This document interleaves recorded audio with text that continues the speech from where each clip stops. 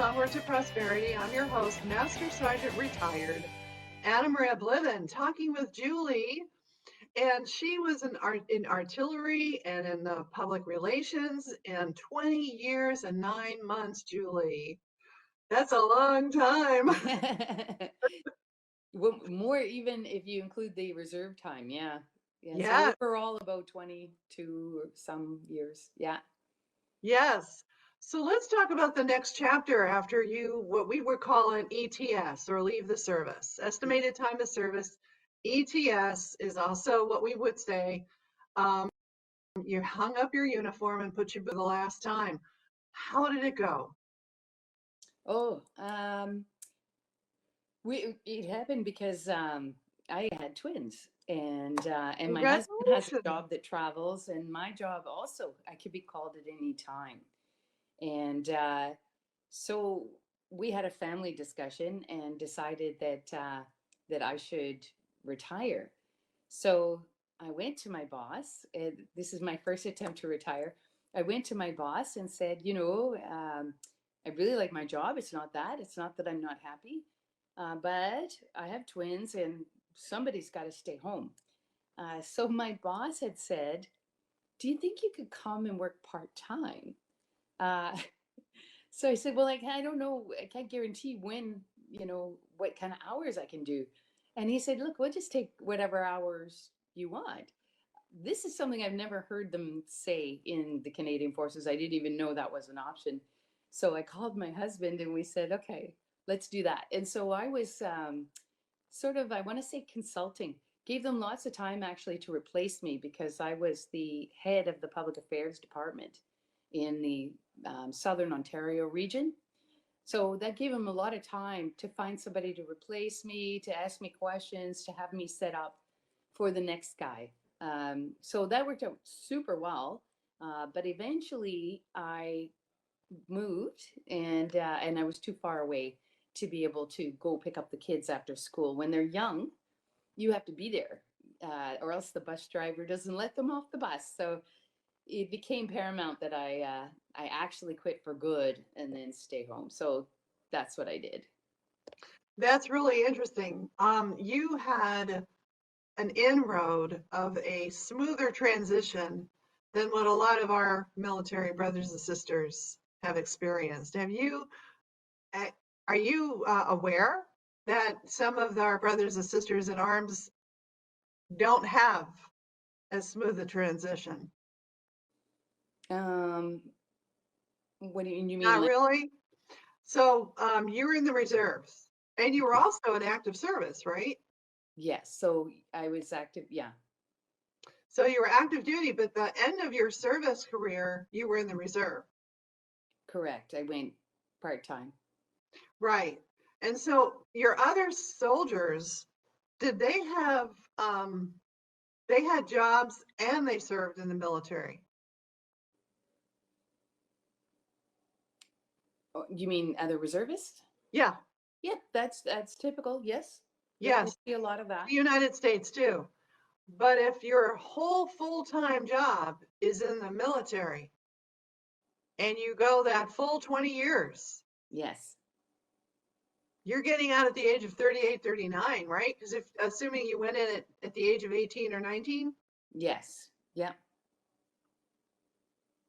Yeah. how does people do how it's okay, so your experience is all reserved, but I'm sure you've had other opportunities of conversations with people that actually worked full time, right?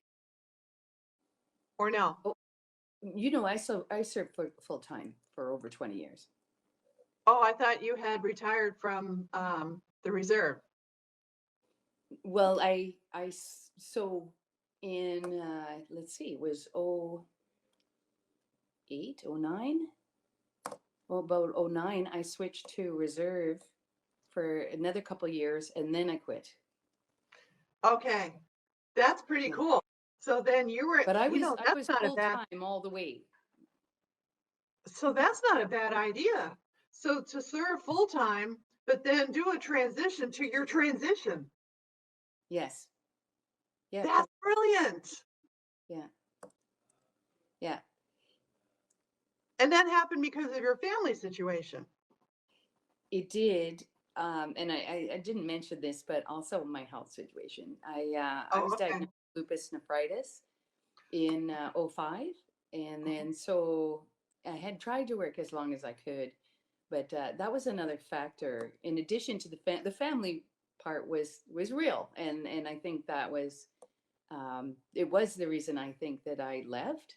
But it actually worked out for me because I was getting sicker and sicker, and I didn't know this back then, but soon after I retired, I I would not have been able to anyway because I was arthritic. I was difficulty breathing, hard to move Wow. my limbs, really, really in bed sick kind of thing. Well, I'm glad you're up and about and you're feeling better. Thank you. So because of your medical and your family challenges, you left the full-time service and went into a part-time service, and then you got out altogether. Yes. That's a brilliant way to transition, though. Here's what's happening in the United States. There are more than you would think military members leaving the military in the United States, not having a clue for what to do after they leave. Mm.